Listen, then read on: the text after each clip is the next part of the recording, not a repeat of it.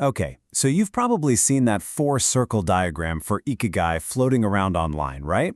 Well, what if I told you that the version we all know and share is basically a case of mistaken identity? The real story behind this concept is fascinating, and it might just change the way you think about finding your purpose. So, let's start with this. What is your reason to get up in the morning? And I mean, really think about it. That question, right there, is the true heart of the Japanese concept of Ikigai. It's not just about your job.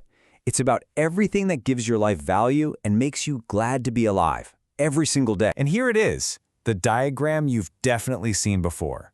It's all over the internet, and it promises to be this perfect map to a happy life.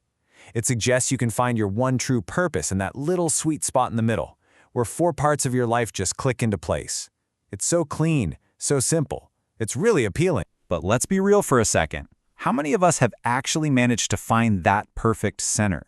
As the writer Anuradha Suratharan puts it, you can be doing something you're good at, but still feel this emptiness. Trying to check all four of these boxes, what you love, what you're good at, what the world needs, and what you can get paid for, it's a massive, massive challenge. And honestly, it can make you feel like you're failing. Okay, so this brings us to our first big idea here.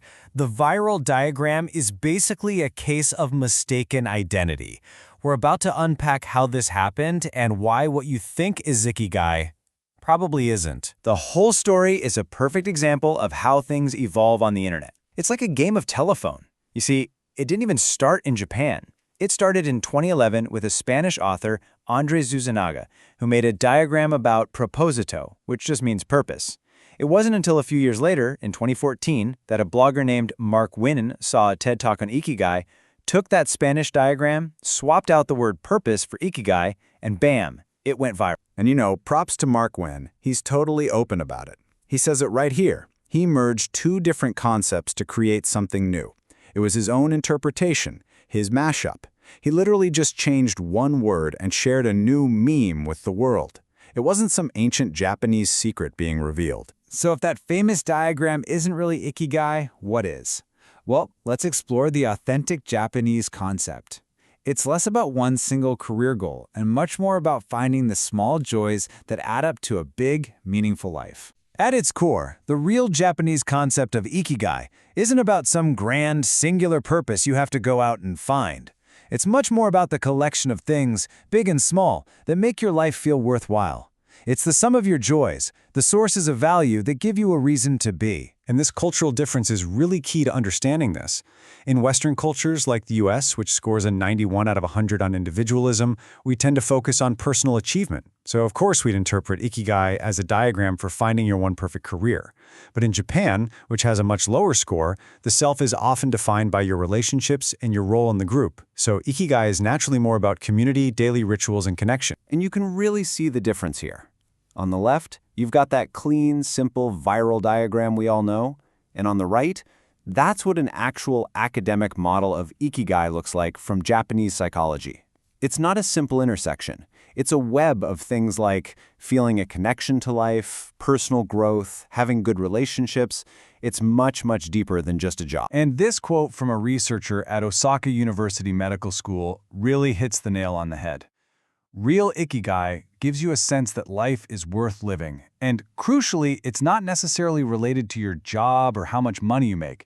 It can be completely separate from all that. Okay, so what does this all mean? Should we just throw that viral diagram out?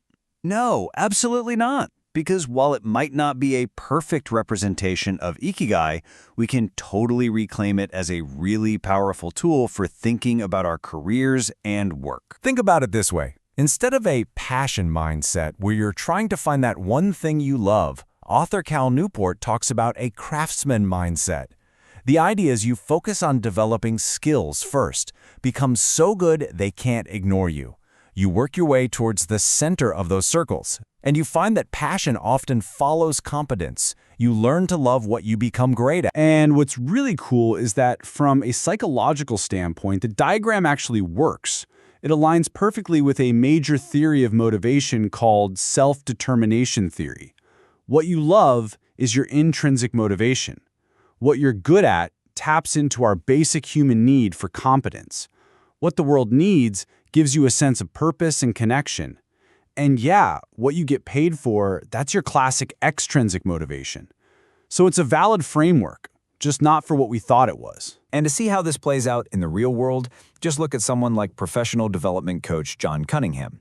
He built his entire career around a simple mission: to leave people better than he found them. That guiding principle became his passion, his purpose, his own personal version of Ikigai. Okay, so let's switch gears and go back to the authentic concept of Ikigai. And to do that, let's get some wisdom from the place that's most famous for it, the island of Okinawa in Japan, known for its residents' long, happy lives. So what on earth does this number, 80%, have to do with a long and happy life?